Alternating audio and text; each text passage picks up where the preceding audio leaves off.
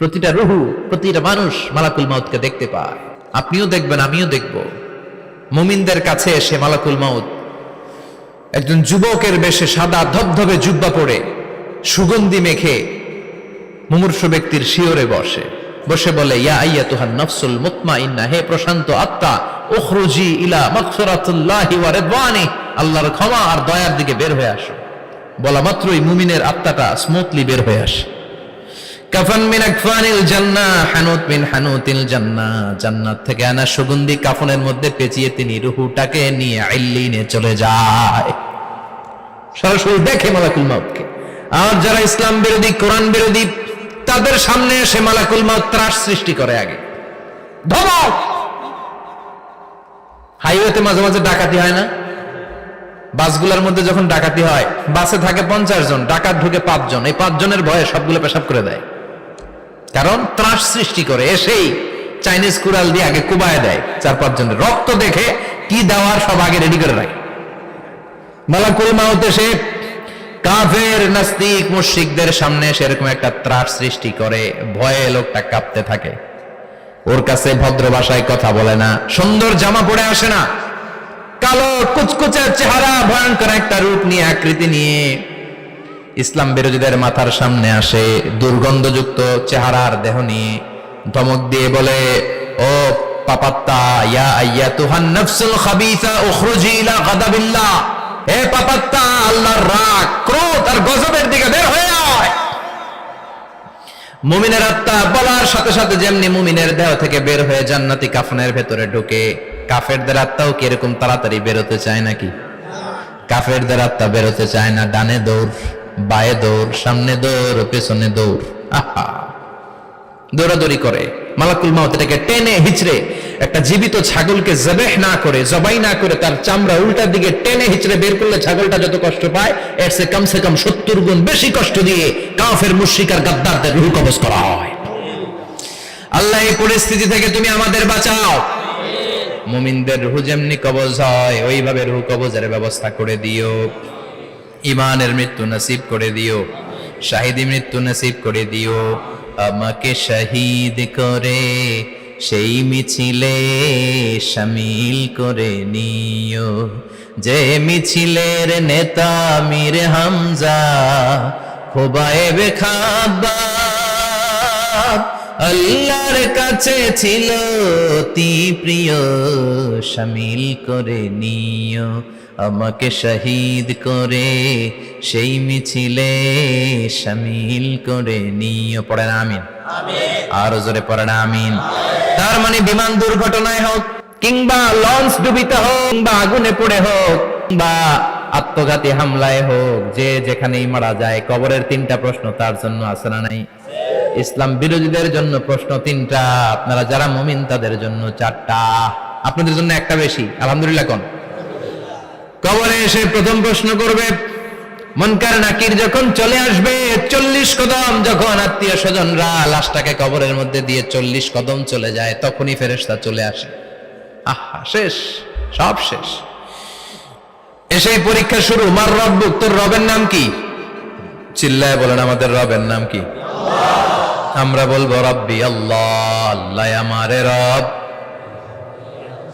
দমে দমে তনু মনে তারি অনুভব। পড়েন, আল্লাহ আমারে রব। তোমার দুনিয়াতে আমি যেদিকে তাকাই, অথই নিয়ামতে ডুবে আছি সবাই। পাখপাখালির গানে শুনি তাসবিহ কল রব, তাসবিহ কল রব, আল্লাহ আমারে রব। প্রথম প্রশ্ন, তোমার রব কে? আমরা বলবো আমাদের রব আল্লাহ। দ্বিতীয় প্রশ্ন, ওমা দীনুক, তোমার ধর্মের নাম কি? আমরা কি বলবো? তৃতীয় প্রশ্ন, বিশ্বনবীর চেহারা দেখিয়ে বলা হবে, আতারিফু হাদার রাজুল, এই লোকটারে চিনো নাকি? আমরা বলবো চিনি, আমাদের প্রাণের নবী, ঠিক কি না?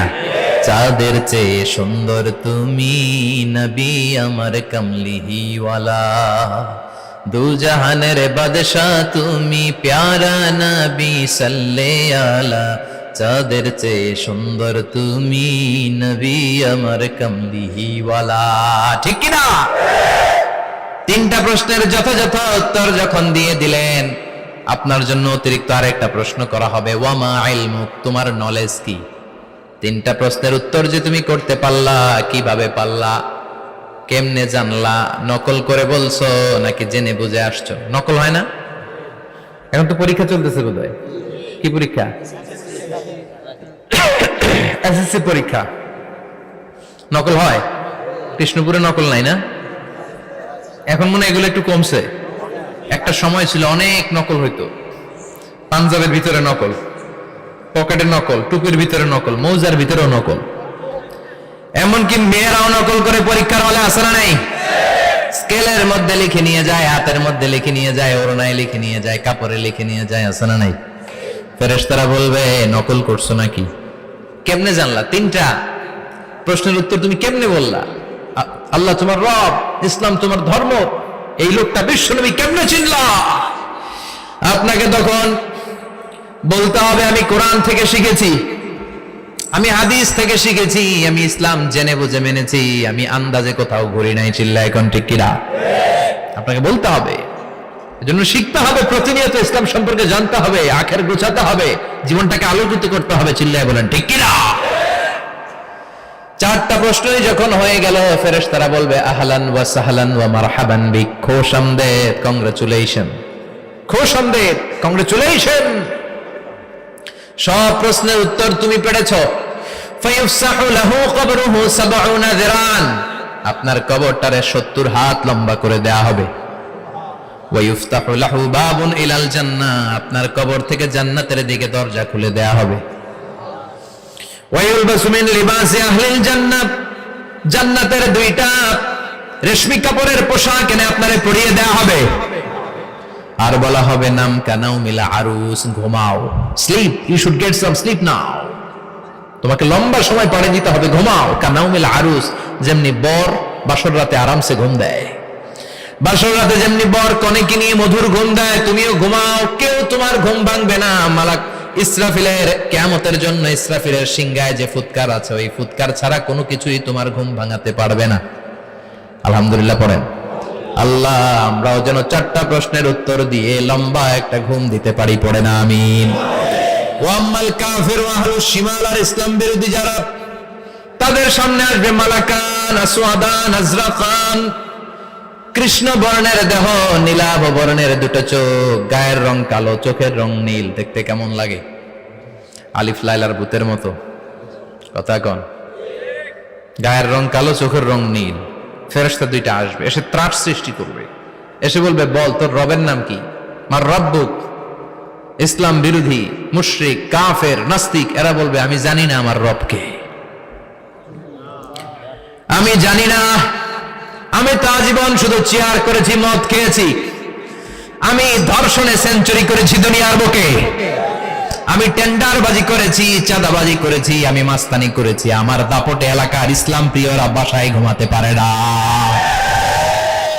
আমি ছিলাম টেন্ডারবাজ, আমি ছিলাম গডফাদার, সন্ত্রাসীদের লিডার, আমি ছিলাম ডন 1 2 3 সব, আমি ছিলাম ডনের ডন, আমি ছিলাম মাস্তান, রংবাজ, রব টপ কি আমি তো জানি না। লাদ্রি লাদ্রি, আমার জিজ্ঞেস করো না।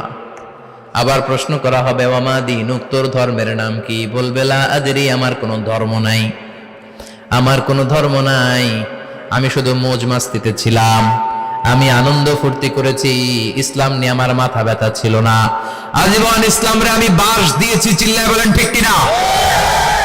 ইসলাম বিরোধীদের সাথে ছিল আমার চলাফেরা, আমার সব সাঙ্গপাঙ্গ ছিল গুন্ডা বদমাশ, ইসলাম বিরোধী। রব কি, ইসলাম কি, এগুলো আমি জানি না, আমার এগুলো জিজ্ঞেস করো কেন? ধর্ম কি আমি জানি না, আমি কিচ্ছু মনে করতে পারছি না। 3 নাম্বার প্রশ্ন করা হবে আচ্ছা আরিফু হাদার রাজুল, দেখো তো এই লোকটারে চিনো কিনা? কয় না, চিনি না, তবে মনে হয় এই লোকটারে দুনিয়ার বুকে আমি গালি দিতাম, এই লোকটার বিরোধিতা করতাম, ব্লগের মধ্যে এই লোকটার ব্যাপারে কুৎসা রটনা করতাম, এই লোকটার কার্টুন বানিয়ে আমি হিংসা ছড়িয়ে দিতাম, এই লোকটার ব্যাপারে আমি এলাকার মধ্যে অপপ্রচার চালাতাম। ফেরেশতারা বলবে তাই, এই ছিল তো ডিউটি, দাঁড়া এখনই আমাদের খেলা শুরু, এখনই শুরু। ফায়ুতরাকু বিমাতারিক মিন হাদিদ, লোহার একটা হাতুড়ি দিয়ে মাথা থেকে পা পর্যন্ত পিটানো হবে, পিটিয়ে ওর গোশতের হাড্ডিগুলোকে থেতলে ফেলা হবে। ওয়ায়ুকালু লিল আরদি ইলতাইমি, কবরের দুই পাশের মাটিরে বলা হবে এবার দুই দিক থেকে তোরা চাপ দে। চাপ দেয়া হবে, ধাক্কাধাক্কি করেও সে সুবিধা করতে পারবে না। মাটি আস্তে আস্তে আস্তে আস্তে দেহের দুই দিকে লেগে এমন জোরে দুইটা চাপ দিবে, ফাতাখতালিফা আদলাউহু, তার ডান পাশের পাজরের হাড্ডি বাম দিকে ঢুকে যাবে, বাম দিকের হাড্ডি ডানে চলে যাবে। বিশ্বনবী বললেন এই হাতুড়ি দিয়ে পিটানোর শাস্তি, কবরের চাপ দেওয়ার শাস্তি চলতেই থাকবে হাত্তাল কিয়ামা, কিয়ামত পর্যন্ত। আল্লাহ এই কবরের শাস্তি থেকে আমাদের বাঁচাও। আমরা এই আযাব পেতে চাই না, আমরা যেন ঠিকভাবে কবরের 4টা প্রশ্নের উত্তর করে দিয়ে লম্বা ঘুম দিতে পারি। আল্লাহ তুমি তৌফিক দাও। এজন্য আল্লাহ বললেন, গোলাম দুনিয়া নিয়ে পাগল হয়ে থেকো না। এই দুনিয়ার জীবন আসল জীবন নয়, আসল জীবন হলো কবরের জীবন। জোরে বলেন ঠিক কিনা? এই জন্য মাঝে মাঝে কবরে যাবেন, কবরস্থানে দাঁড়িয়ে চিন্তা করবেন এই জায়গায় আমারও আসতে হবে। দিন যাবে, রাত আসবে, বৃষ্টি হবে, শীত আসবে, কেউ আমার দেখতে আসবে না।